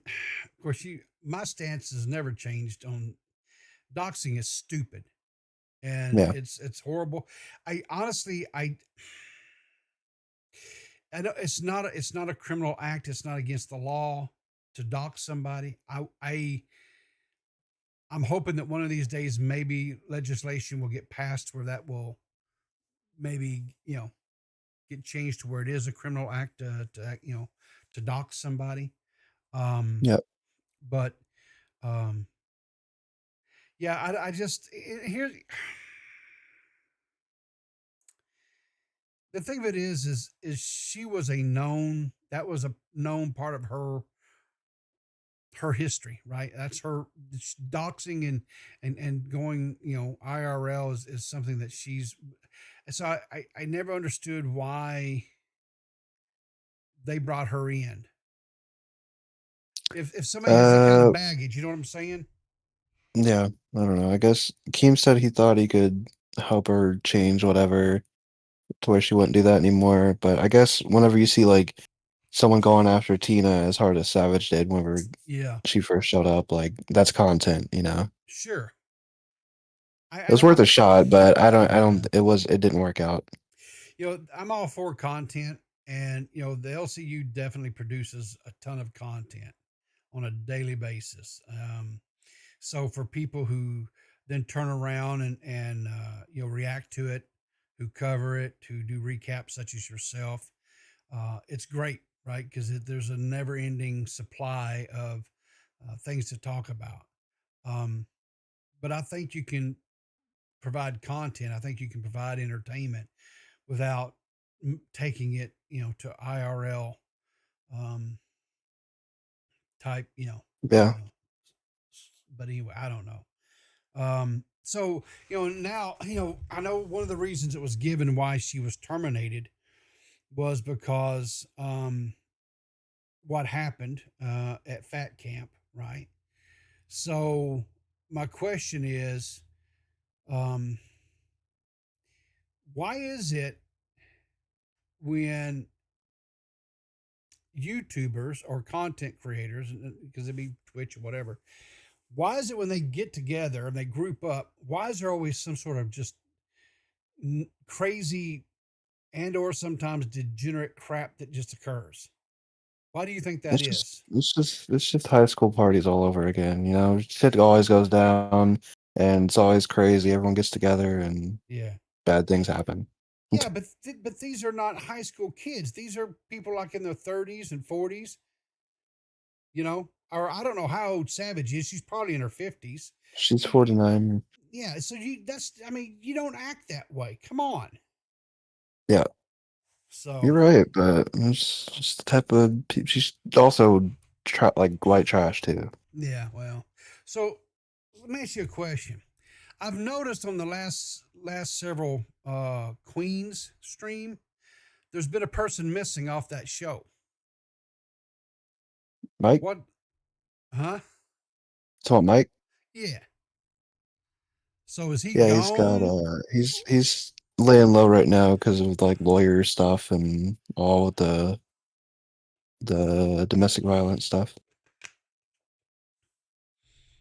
Okay. All right. Cool. Cool. Yep.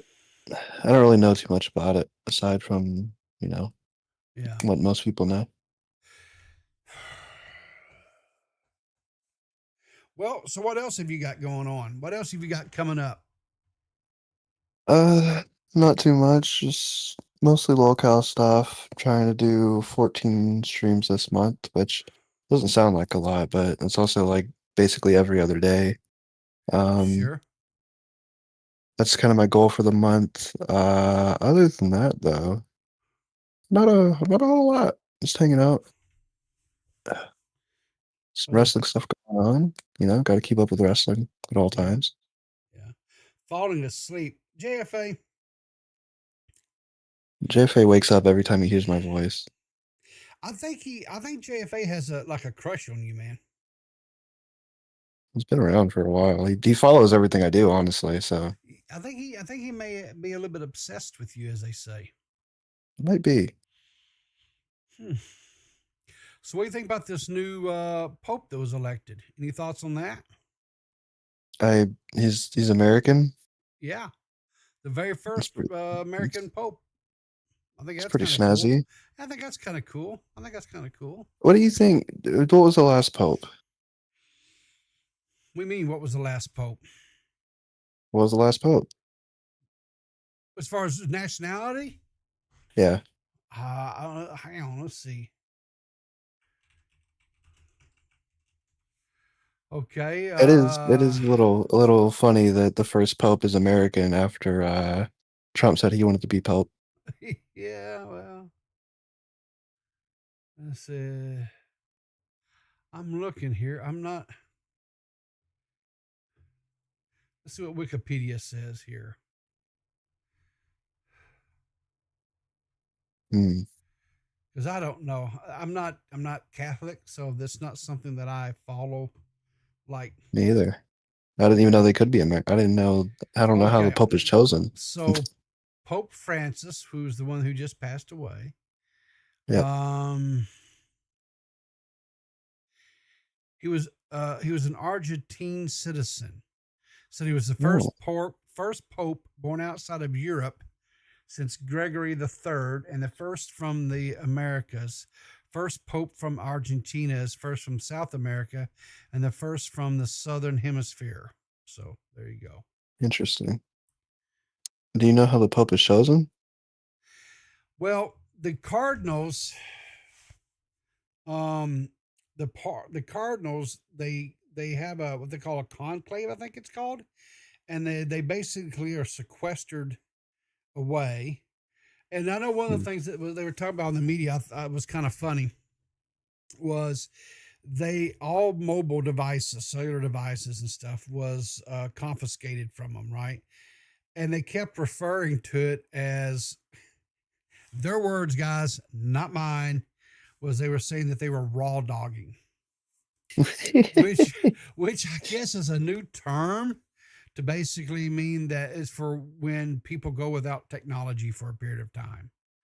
Oh, it's going without something. Well, yeah, okay.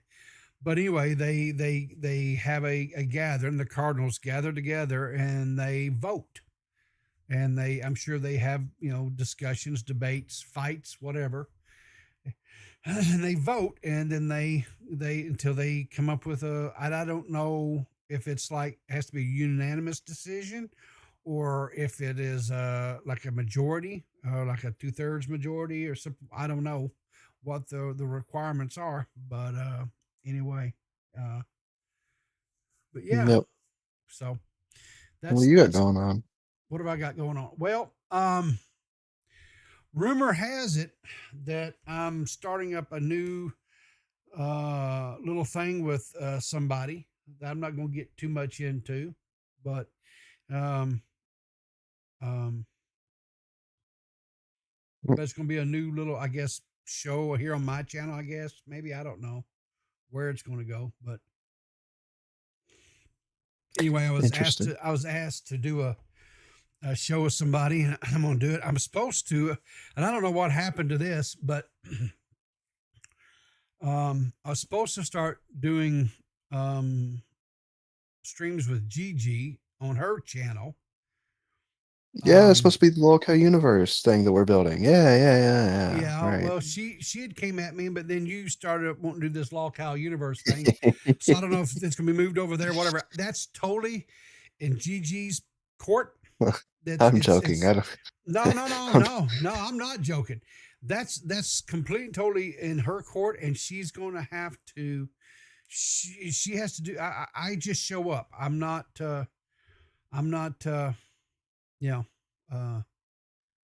Okay, well, just not. So, and then something about we're supposed to start recording some body cam footages, shows again. I don't know when that's going to happen.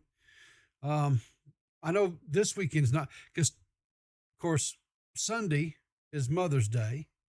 And so, guys, if you guys, if your mom is still, if you're lucky enough to still have your mom with you, you definitely need to be visiting, spending time with her, maybe getting her some flowers or something, or cooking her a nice meal. So, or your mom can go to work. Is that what doing? Your mom's having to work? Well, that happens. That's. But are you going to do something for her, like maybe Saturday or Monday, something special? Are you going to?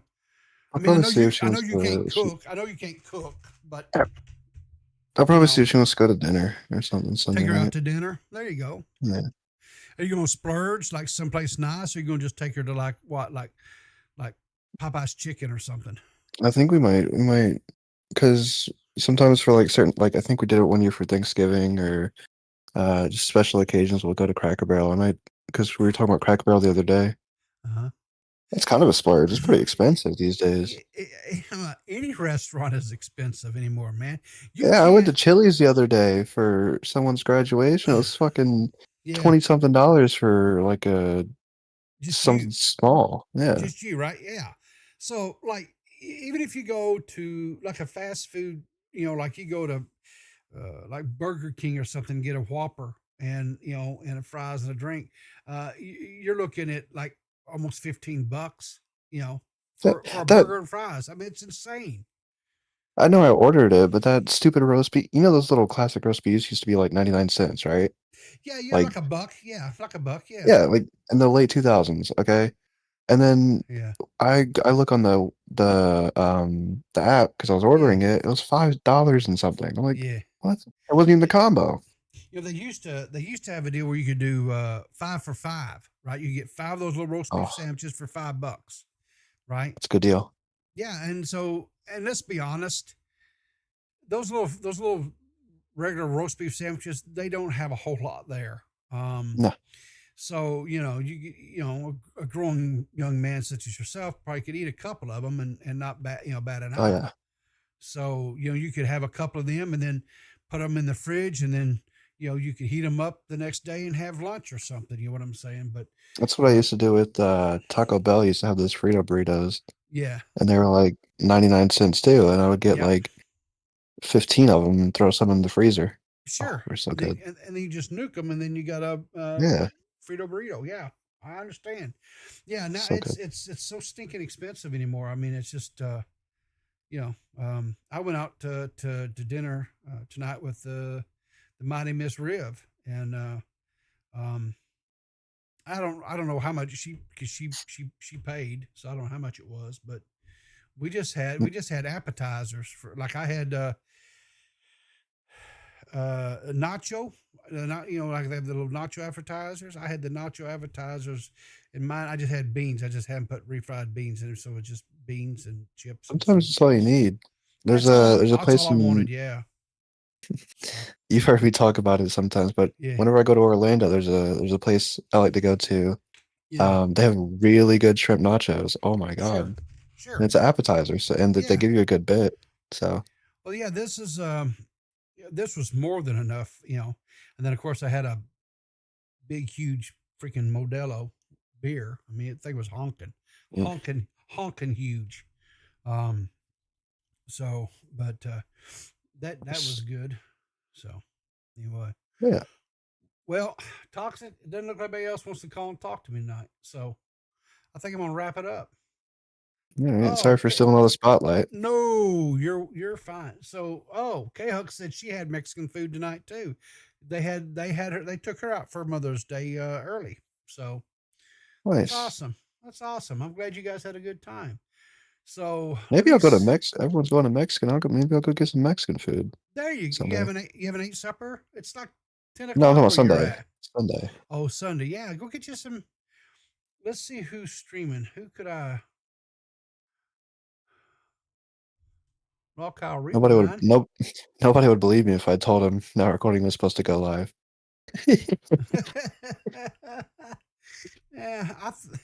So what do you guys? Because Mitch is now in the LCU. Yeah. Are you guys going to? Is he still going to do now recording with you guys when you stream, or? Yeah, if he's around or awake, yeah, he'll. Okay. I'm sure he wouldn't mind. He's still a part of my recording. So I didn't know if maybe you guys were going to, I don't know what do you call it, have another one of those contests, No, goodness, no. Goodness. Funnily enough, I know you're about to wrap up, but one last thing. Our third, well, it started in 2022. That's 2025, yeah. It'll be our third year going on the 14th. Really? Yeah.